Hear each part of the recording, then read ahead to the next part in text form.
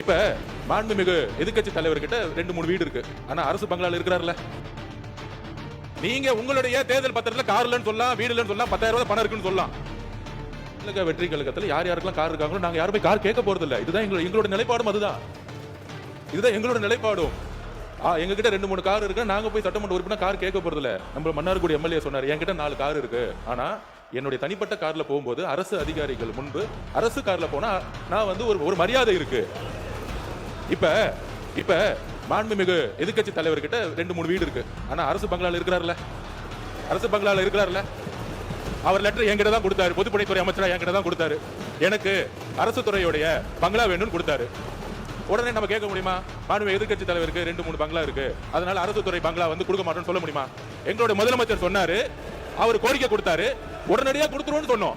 இது வந்து உடனே இல்ல இங்க இருக்கவங்க எல்லாருக்கும், அதாவது இங்க இருக்க எல்லாருக்கும் பங்களா கொடுக்கலாமான்னு கிடையாது. இது வந்து ஒரு புரோட்டோகால், அவ்வளவுதான். இந்த புரோட்டோகால்ல அமைச்சர்களுக்கு கார் கொடுக்கப்படுது, வீடு கொடுக்கப்படுது, 4 உதவியாளர் கொடுக்கப்படுறாங்க.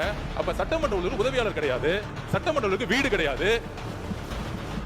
உறுப்பினர்களுக்கு நீங்க உங்களுடைய தேர்தல் பத்திரத்துல கார் இல்லன்னு சொல்லலாம், வீடு இல்லன்னு சொல்லலாம், 10,000 ரூபாய் பணம் இருக்குன்னு சொல்லலாம். ஆனா எங்க கிட்ட பல்வேறு சட்டமன்ற உறுப்பினர்கிட்ட எங்க கட்சியில சொந்த வீடு இல்லாதவங்க இருக்காங்க, கார் இல்லாம இருக்காங்க.